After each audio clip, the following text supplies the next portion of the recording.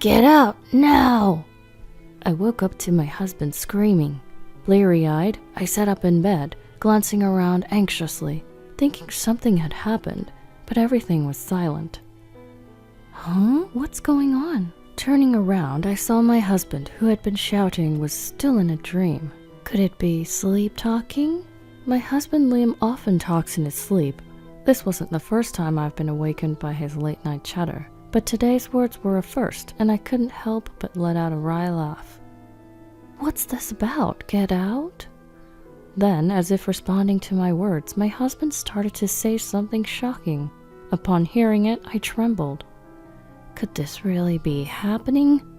That's how I, a woman who had spent 40 years with her husband until retirement, decided to get a divorce. My name is Vida, and I'm 63 years old. Liam and I have a son, but he moved out 5 years ago after getting married. We finished raising our child without any major incidents, and despite some ups and downs, I thought we were getting along pretty well as a couple. My husband is supposed to retire next month on his birthday. Back when we were in our 50s, we'd laugh and say things like, after retirement, let's move to a rural area in the mountains and try farming. We could ski all winter. Or, it'd be nice to travel around the US in a camper van. But as retirement approached, those kinds of conversations stopped altogether.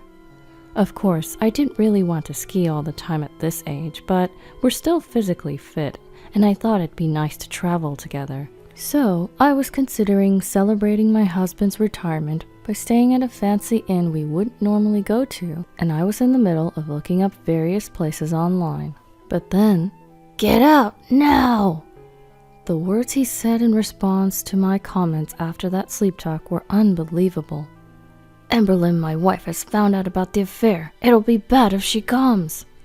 My soundly sleeping husband was gripping the blanket, groaning and moving his head. Emberlyn? The moment I heard that name, I started shaking with anger. If things go on like this, our plan will be ruined. His sleep talk continued. Is that so? Then I'll really ruin that plan for you. I'd been with him for 40 years, and I thought we were about to start a peaceful new chapter of our lives, but from that day on, I found myself heading in a direction I'd never thought of before. Divorce. The next morning, my husband woke up at his usual time and was eating the breakfast I'd prepared for him as if nothing was amiss. You were talking in your sleep more than usual last night. Really, I've been busy with work handovers and such. Maybe I'm stressed. You have to take care of your health to do a good job until the end. Yeah. He seemed to have no recollection of last night. I deliberately spoke to him in a softer tone than usual, and unlike normal, I saw him off at the front door as he left for work. It's unusual for you to see me off. Well, your retirement is coming up soon, so every now and then. Right. I'm off then. I'll be working late today, but I'll be back by the last train. Then you won't need dinner. Yeah. My husband slammed the door shut. I locked the door from the inside and waited a while, making sure his footsteps were fading away. I wonder if he's really working overtime. Now I've got to hurry.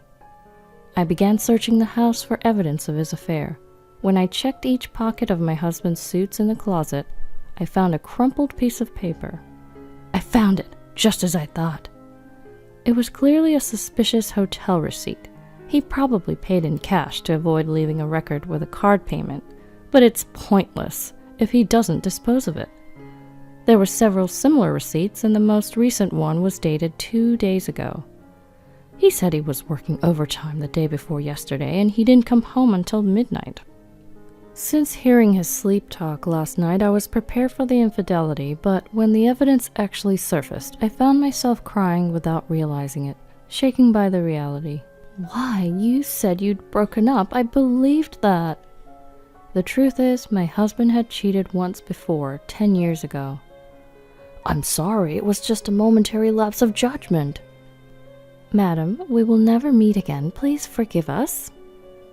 When their affair was exposed, they apologized, prostrating themselves. Emberlyn, the woman he was cheating with, was a decade younger and a subordinate at work. Apparently, my husband had started to sympathize with Emberlyn, who was struggling with a divorce and raising a child, and while he was consulting with her, they somehow ended up in such a relationship. The affair came to light when my sister happened to see the two of them arm in arm, disappearing into a hotel district. Soon after, I heard that Emberlyn had quit her job and returned to the countryside, so I believed that their relationship had ended. Of course, there was a lingering resentment deep in my heart. However, at that time, our son, a senior in college, was job hunting, and I was worried that our divorce might affect him, so I endured it. There was also a part of me that was completely reassured that this man, who had been with me all this time, couldn't seriously abandon me. And I kept telling myself that we could start over from now on. So, you've been deceiving me for 10 years since then? My hand clutching the hotel receipt trembled violently. I will never forgive this. It's not just a divorce. Remember that. When I searched through his bag and drawers, I found brochures of inns I'd never been to and aquarium tickets, but they didn't prove that Emberlyn was the other woman. Oh, right. I pulled out a laptop that had been stored away in the closet. It was something my husband had bought a few years ago with the intention of starting a side business. However, after a while, he only played games on it, and once he realized that he could do that just fine on his phone, he stopped using it altogether. I'd borrowed it a few times, so I knew the password. As expected, the computer started up easily, and I opened up my husband's emails. Because he uses a free email service and had it set up so that he could check his emails from both his phone and his computer, I figured I could still see the contents of their exchanges, even though he doesn't use the computer anymore. Once I retire, I'll leave my wife and we can live together. Shockingly, that was what was indeed written in the emails he had sent. I've told my wife that I won't get much retirement money due to the recession, and she completely bought it, so let's use that money to buy an apartment. My husband works at a major company, and a few years ago he happily said, "It seems like I'll get more than $260,000 for my retirement money." That reminded me of how he recently started saying something different. The company's performance is deteriorating, and it seems like I won't get much retirement money. So, how much will you get? Maybe around $60,000 at best. It wasn't his fault the company was doing poorly, and when he told me this with a dejected look on his face, I couldn't say anything more at the time. We have some savings, and adding our two pensions together, wouldn't we be able to manage somehow? Ever since that day, I spent my days looking at the household accounts and punching numbers into a calculator. After my husband's retirement, we planned to go to the movies and eat out once a month, take a few trips a year, and so on.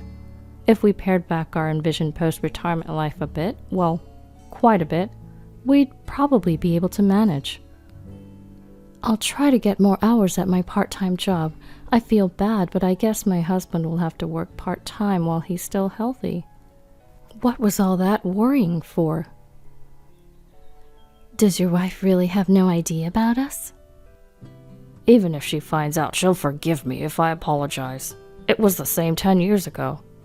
She believes we completely broke up then, so it's fine. Ha ha ha ha. The email was filled with words that seemed to mock me. I'll get $260,000 as retirement money, but I told my wife I'd only get $60,000. So when we divorce, I'll just give her half of that, $30,000. $30,000 should be more than enough for your wife. On the day of my retirement, I'll hand her the divorce papers. Then we can start our new life in the apartment we bought yesterday. Seeing a heart symbol in the email of my soon-to-be 65-year-old husband made me feel sick. An apartment they bought yesterday? When I checked my husband's bank account online, I saw a transfer of $50,000 to a real estate agent the day before the email was sent, and there was hardly any money left. An already completed love nest? I'm astounded. My anger gradually turned into emptiness, and my mind began to clear. I'll grant your wish and divorce you, and I'll do it in a way that benefits me as much as possible. I continued to use the internet to search various things about divorce. Ah, I see. I can also get consolation money from the mistress. It seemed that the affair from 10 years ago was past its statute of limitations, but if it had continued since then, that's a different story. Come to think of it, I have it. I rummaged through the closet and pulled out the diary I had written 10 years ago. I turned the pages and found a piece of paper I had inserted at the date when the affair was exposed. Just as I thought.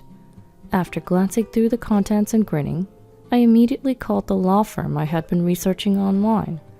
I was determined to accomplish everything without him noticing by his birthday, which is also his retirement date. A few days later, my husband came home unusually early and looked around the room. It seems like a lot of stuff is missing lately. I've been throwing out things we don't need. It's quite the trend now. I had already decided where to move after the divorce and had been gradually moving my stuff. I was inwardly panicked, thinking he might have noticed, but my husband, who seemed to have lost interest in me, didn't seem to understand anything. Hey, my mother wants to rebuild her house, so I've decided to help her with our savings. What? Of course, I've given all my savings to my mother. It can't be helped if it's still not enough. But we have our future life to consider too. You're working part-time, so it should be fine. But then we'll have almost no savings left. It's okay, we'll get $60,000 as retirement money. He's probably trying to decrease our shared property to minimize the amount he has to give me. But I never thought he would resort to such a petty tactic. Well, I was planning to take you to a fancy hot spring inn to celebrate your retirement. Huh? I don't need that. Why not? Well, it's pointless to travel with you at this point. I didn't miss the momentary look of discomfort on my husband's face. Of course, he wouldn't think of going on a trip with me, whom he plans to hand divorce papers to on his retirement day.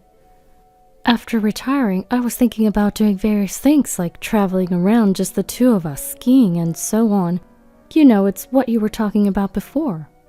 As I deliberately spoke in a bright voice, my husband became even more sullen. What can you do? Are you saying we should live in luxury while my mother has to endure hardship? That's not what I'm saying. I just wanted to enjoy a peaceful time together after your retirement. My husband grimaced and fell silent. Up until recently, I was serious about that. But guess what? I don't want to go with you anymore either. Too bad. I bitterly muttered to myself inside my heart. Then came my husband's retirement day. I prepared a feast on the table and set off a cracker as soon as my husband walked into the room. In contrast to my beaming smile, my husband had a cold, mask-like expression on his face. Congratulations on your retirement. Let's get divorced. What? You're kidding. Having simulated this moment over and over in my head, I dramatically feigned shock and began to sob like an actress. I'm sorry, I'll give you half of the $60,000 retirement allowance as a property settlement, so please forgive me. We don't have any other shared property. No, I don't want a divorce. I'm sorry. With that, my husband left the house. All that was left was a divorce paper with my husband's name already filled in. Well then, on to the next plan. As I promptly filled in my name on the divorce paper, I raised a toast and ate the feast alone. The next day, I was standing in front of a luxury apartment that my husband had reportedly bought with another woman. When I pressed the room number at the entrance, a woman's voice responded. You're Emberlyn, right? Liam's wife? Ah! The surprise in her voice was so unexpected that I had to stifle a laugh. Is your husband home? Could we come in? No way! Go home! You two don't have the right to refuse us. Huh? What do you mean? Who do you think the woman with me is? She's a lawyer. What? Would you prefer to discuss this right now or go to court? Through the monitor, my husband Liam appears and the two of them are having some sort of discussion. Do you want us to come in or continue talking here at the entrance? If we keep this up, all the neighbors will know about your wrongdoings. Are you okay with that? Fine, come in. And so I stormed into the love nest of my foolish husband and his mistress, accompanied by a lawyer. Once inside, my husband bombarded me with questions like, how did you find out? And how did you investigate this place? But I ignored them all. Then the lawyer next to me presented a divorce agreement to the two of them. Property division, $195,000. Consolation money, $195,000. A total of $390,000. What the hell is this? Seeing the contents, Liam and Emberlyn were left with their mouths agape. There's no way we have that much money. Why not? Retirement payment of $260,000, $80,000 given to your mom, and $50,000 for the down payment on this apartment. If you add it all up, it's exactly $390,000. Please pay promptly. I told you my company's retirement payment was only $60,000. It's too bad you tried to trick me. The lawyer has already contacted the company and investigated. All of this is shared marital property. The lawyer next to me nodded in agreement. Emberlyn, we're also asking you for $50,000 in consolation money. I don't have money either. If you don't have money, you can't pay. Please forgive me, I'm begging you. Suddenly, my husband knelt down in apology, and Emberlyn did the same next to him. Do you think if you apologize to me, I'll forgive you that easily? Don't underestimate me. What do you think I've been doing for the past 40 years supporting you? The two of them, who had been looking down, hesitantly looked up at my unexpected ferocity. Do you want to sign the divorce agreement here and now, or do you want to go to a court case you have no chance of winning? I'll let you choose. Going to court would be a hassle. It would take both time and money, but this consolation payment is outrageous. That's right, it's absurd. Oh, have you forgotten? I pulled out a sheet of paper from my bag. Pledge. We will never meet again. If we break this promise, we will accept any demands. It was that one piece of paper that had been tucked into my diary from 10 years ago. During the first affair scandal, I had made it in a rush and had them both sign it. It says here you'll do anything. This kind of thing is invalid now. That's right. Then let's go to court. Well, right, you haven't received your retirement money yet. If we're going to court, I'll make sure to contact the company so you can't spend the money freely. My husband was silent for a while, looking down, but after a moment he muttered, Understood, and raised his head. Good, now sign this. But $195,000 for consolation money, that's just too much. Even I could see that. It's just over $4,850 per year for the 40 years I've supported you. You're saying even that's too much? I don't want to equate our 40 years of marriage to money, but if I don't say this much, I'm sure he wouldn't understand. Truth be told, the lawyer also said this amount was too high, but during the creation of the agreement, I was told I could ask for whatever I wanted, so I pushed for it. But can't you reduce the amount a bit? I need to live after this, and there's the mortgage for this apartment. If that's the case, why not sell the apartment? Of course, if you sell it now, it'll be a lot cheaper than the original price, so it'll be a loss. That's what I'm saying, so understand, please. Don't start acting sweet now. The only thing I understand is that you two will live a miserable life because you'll have no money. After saying what I wanted to say, I left the rest to the lawyer and left the room. In the end, the consolation money was reduced to $80,000. Still, they couldn't afford the mortgage and had to put the apartment up for sale, but they couldn't get the price they wanted and ended up in heavy debt. My ex-husband had no choice but to start working day labor jobs, and Emberlyn started working at a bar. Even then, they didn't have enough money to live and were constantly fighting.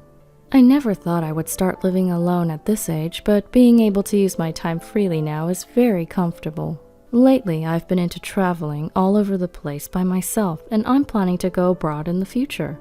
There's still plenty of life left to enjoy,